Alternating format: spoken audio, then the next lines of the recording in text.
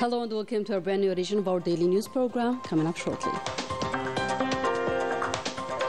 The National Independent Authority for Elections announces midnight of July 18th as the last deadline to submit candidacy forms.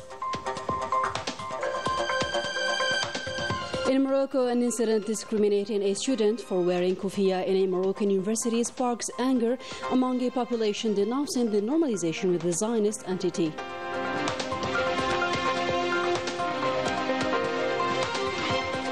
On the 10th day of Hijri calendar, Algeria celebrates Ashura Day amid a pious atmosphere with family members. Welcome again. As we mentioned in the headlines, the National Independent Authority for Elections, ANI, reminds candidates of the provisions of the ordinance concerning the electoral system, especially the article detailing the procedures for submitting presidential candidacy declarations. The deadline for submission is set for Thursday, July 18th, 2024 at midnight. Candidates must personally submit their candidacy application to the President of ANI and receive a receipt in accordance with the Constitution and the aforementioned ordinance. The application must include the candidate's full name, signature, profession, and address, along with the required documents. Candidates are required to schedule an appointment for submission at ANI headquarters, Palais des Nations, Club des Pins, by calling the number 021 37 47 67 or 021 37 61 22. A duly completed form must be sent to rdv_présidentielle ina-lelections.dz, including details of the candidates, their companion persons, and the vehicles used for submitting signature forms. So far, 35 candidates have collected the individual signature forms. ANI submission and legalization points are open daily from 8 a.m. to 10 p.m., including holidays. The forms collection operation of the National Democratic Rally R&D has kicked off in the province of Tizi Ouzou ahead of the upcoming presidential elections for September 7th. Mehdi Sakubash tells us more. The R&D, or National Popular Rally, proceeded to collect subscription forms, an important step to check, validate and register the information on a digital platform. The success of the electoral process is a must to pursue the reforms path and lead our country towards security, an approach the other parties considers as a necessity. We started to collect the forms and signatures of the candidate Abdelmajid Tebboune. We're waiting for the signatures of 6,000 elected and around 50,000 citizens. We introduced a digital platform this time, an online database that will offer direct interaction with the candidate's campaign. Both human and material means were mobilized for the electorate, including the creation of a number of units and the level of different municipalities. The units will be in charge of receiving citizens regarding the subscription forms for the candidates to the upcoming presidential elections scheduled for September the 7th. In other news, the Mujahida Professor Malika Al-Ajali was buried this afternoon at the Al-Alia Cemetery here in Algiers. The late was head of the Epidemiology Department at the Republic Health National Institute. She was buried in the presence of high executives, war veterans, as well as close family members. Throughout her long career, Malika Al-Ajali occupied several positions at the level of international organizations in the health sector, as well as in human rights protection. It is worth recalling that President Abdelmajid Tebboune sent yesterday a message of condolences to the family of the late, praying Allah Almighty to welcome her in His vast paradise. And the Sonaric factory in Farjiwa Mila is one of the most efficient ones in the home appliances sector, and that with an annual output of 60,000 units with a very long lifespan, a true model of success. Story by Ines Kilo. Sonaric's Farjiwa plant in Mila province, which went into production in 1987, is one of the pillars of Algeria's home appliance industry, with annual production capacity of 60,000 units. It is specialized in manufacturing radiators, bath heaters and gas boilers. The products go through several rigorous manufacturing stages, each designed to guarantee the reliability and durability of the appliance. La première étape, le débitage, c'est-à-dire the first stage is cutting the parts to size, after which each part passes through the hydraulic press after the stamping, cutting, and punching operation. عندنا بليسيور اوبيراسيون نديروهم هنا، عندنا اوبيراسيون دو مبوتيساج، ديكوباج، بونسيوناج. نجيبوا لا بيس من لاتولي الفابريكاسيون، عندنا دو بروسيس نفوتوا عليها. The first step is to wash the part thoroughly with special degreasing products. Then the part goes through the dryers where it is dried. لا بيس تاعنا ديجا بريباري باه ندخلوها في لو دوزيام بروسيس هو بروسيس ديماياج. Every day, products are sampled and subject to a series of rigorous tests to ensure compliance with the strictest quality and safety standards. We aim to develop our products further, in particular the wall-mounted boiler, which has been a great success on the market. We also intend to resume production of the air conditioners halted since 2019, in addition to introducing new products such as the solar-powdered bath heater. Since its creation, this plant unit has been able to evolve and adapt to the needs of the market. Today, it employs over 200 workers and continues to meet the needs of the consumers while contributing to the economic development of the regions. And now to this focus on the Al Marsa seawater desalination plant located in the east of Algiers. It became fully operational in 2023. The plant was built using national expertise in a record time of 11 months. It now supplies drinking water to 600,000 people every day. Further details with Ines Gilou. Located in the eastern of Algiers, the El Marsa seawater desalination plant has a capacity of almost 60,000 cubic meters of drinking water per day. Completed in 11 months, the plant hires some 15 engineers in various specialties who ensures its smooth operation and periodic maintenance. The El Marsa seawater desalination plant in the east of the capital is part of the emergency program to be implemented by the country's highest authorities in 2021.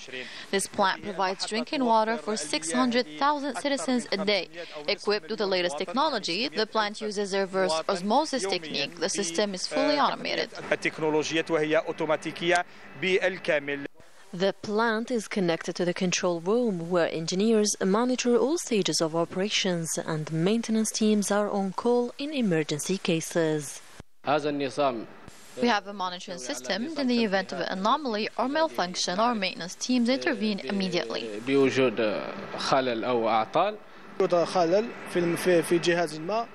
As soon as we are alerted, we go to the site to determine the causes of the failure, and immediately we start the maintenance operation. We are mobilized 24 hours a day.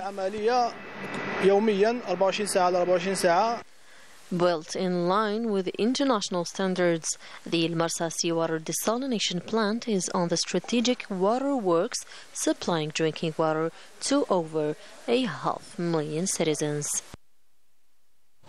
And abroad, Moroccan students and professors are mobilized to impose an end to the partnership with Zionist universities.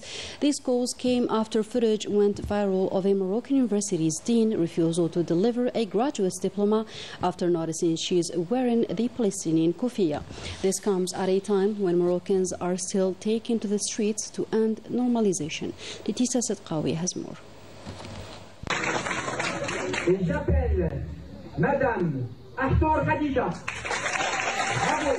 The Makhzen's failing external policy betraying the Palestinian cause has its repercussions internally. Another issue on a long list triggering Moroccan popular turmoil, affecting even universities. During a graduation ceremony of the Ben Msik University in Casablanca, a student wearing the Palestinian kufiya was denied its diploma by Mohammed Talbi, the dean of the sciences faculty.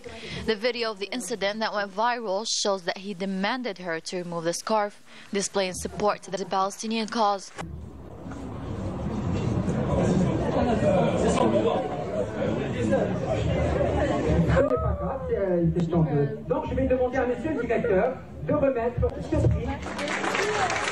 Moroccan researcher Hassan bin Najah qualified the incident as a serious attack on the symbolism of the Palestinian cause and the personal rights of the students.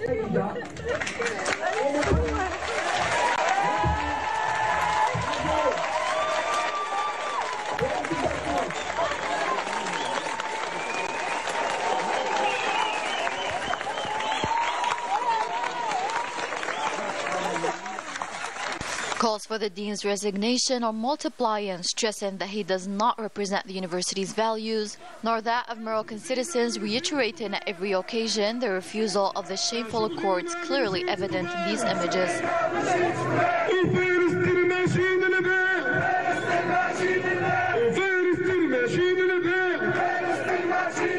A disgraceful normalization indeed, as a result of the betrayal of the Makhzen regime towards the Palestinian cause, completely disregarding their own people's firm stance against it.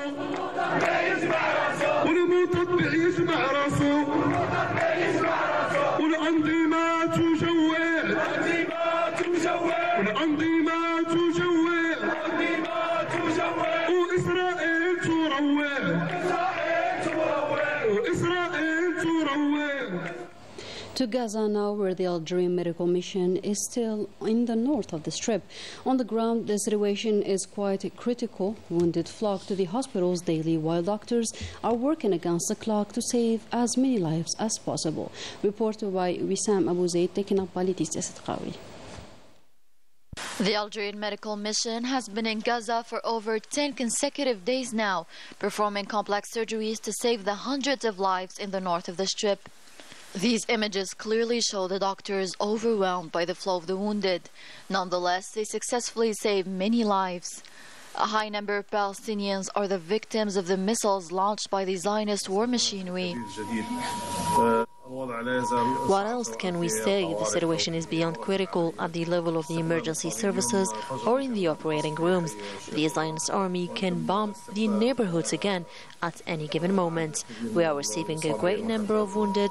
Many children have felt matters. The presence of the Algerian medical team to treat the wounded in the hospitals of Gaza contributes to alleviating the pressure on Palestinian health professionals who work under deplorable conditions.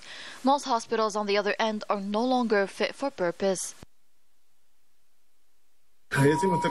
We are taking care of extreme cases in the first place, but the conditions are awful. We have no electricity and the temperatures are high in the operating rooms. We lack equipment as well. Our teams are exhausted. Despite of all this, we keep facing the challenge to fulfill our mission.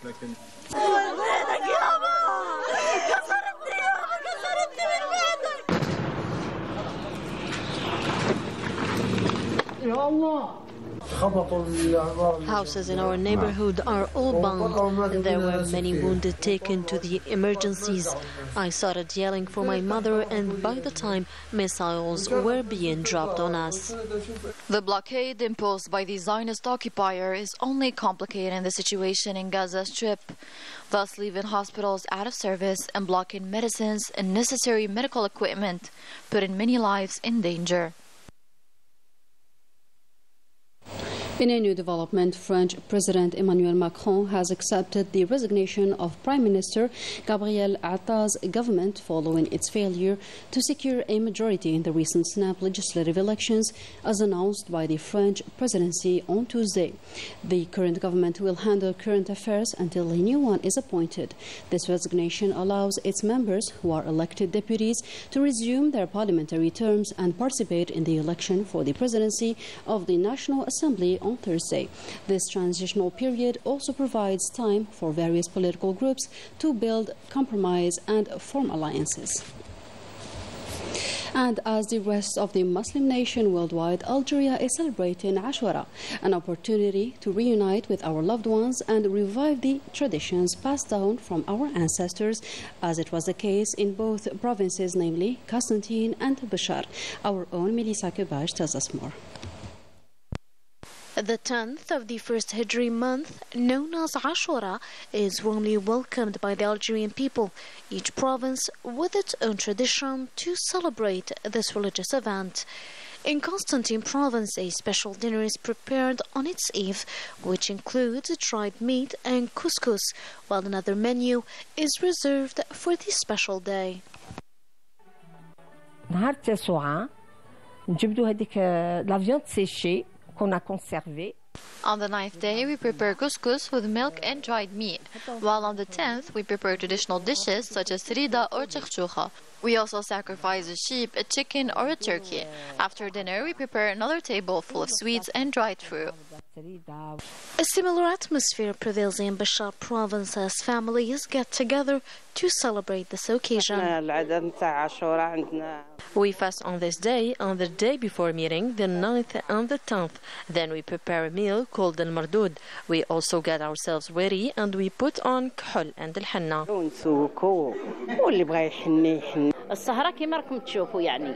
As you can see, an entire evening is prepared. We gather around the table full of traditional sweets, tea and nuts, as this event is also an opportunity to reconcile with our loved ones and start the year in peace.